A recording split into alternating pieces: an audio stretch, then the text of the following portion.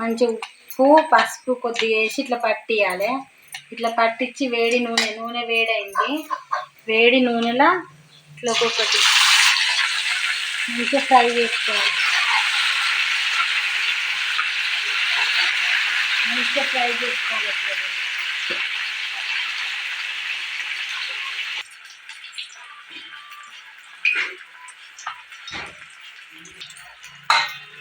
ఇట్లా మంచిగా వేగి తీసుకోవాలి. ఇట్లా వేగినాక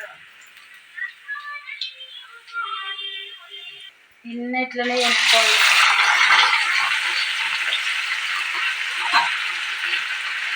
అన్నీ ఇట్లా వేపుకోవాలి. అన్నీ మంచిగా వేపుకొని ఇది చేసుకోవాలి. అన్నీ ఇట్లా వేగాలి. మంచిగా అన్నీ మంచిగా ఇట్లా వేపుకోవాలి. ఇట్లా వేగినాక కొద్దిగా నూనె ఉంచుకొని ఆ నూనెలో కొద్దిగా అల్లం పేస్ట్,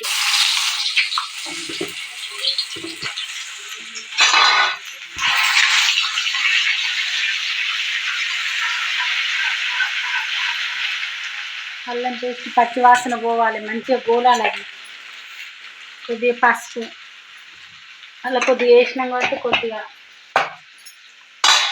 జీలకర్ర మెంతులు అది ముద్ద అది అన్నీ నూరు కలిపి పెట్టిన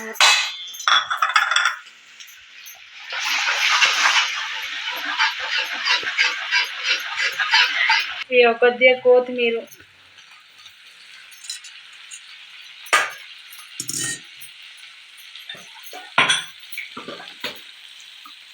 అలా కొద్దిగా సాల్ట్ వేసుకున్నాం కాబట్టి కొద్దిగా సాల్ట్,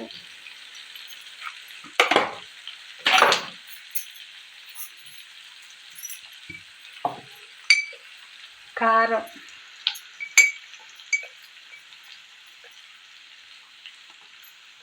ఇది తక్కువ ఉంటుంది కారం, అందుకే కొద్దిగా ఎక్కువ వేసిన. మంచిగా ఇట్లా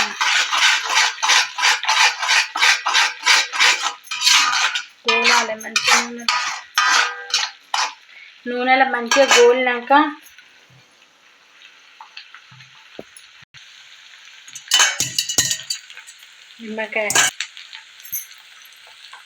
నిమ్మకాయ పిండుకోవాలి. నూనెల్లే కారానికి అంతా పులుపు పడుతుంది.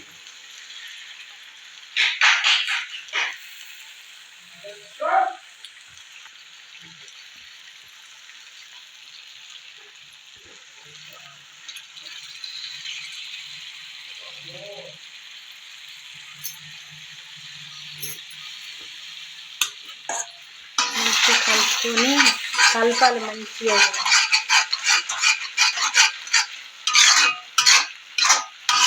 ఉన్న ముక్కలు మంచిగా వేసుకొని ఒక్కొక్కటి సిమ్లో పెట్టుకొని మంచిగా వేసుకొని ఒక్కొక్కటి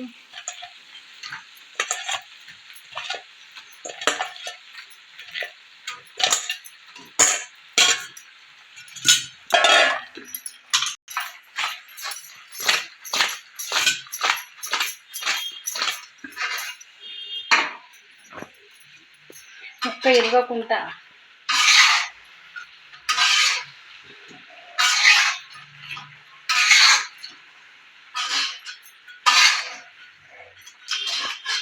మంచిగా ముక్క ఇరగకుండా ఇట్లా కలుపుకుంటే అదంతా కారం ఆ నిమ్మకాయ అంతా ఈ ముక్కలకు పడుతుంది. ఒక 2 రోజులైనా కూడా ఖరాబ్ కాకుండా మంచిగా ఉంటుంది. టేస్టీగా 2-3 రోజులైనా ఉంటుంది. ఇట్లా నిమ్మకాయకి ఇట్లా పిండుకున్నాం కదా, మంచి టేస్ట్ ఉంటుంది.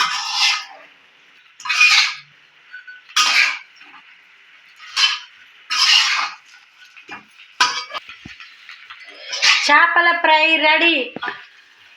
టేస్టీ చేపల ఫ్రై రెడీ. స్టవ్ ఆఫ్ చేసుకోవాలి. ఇక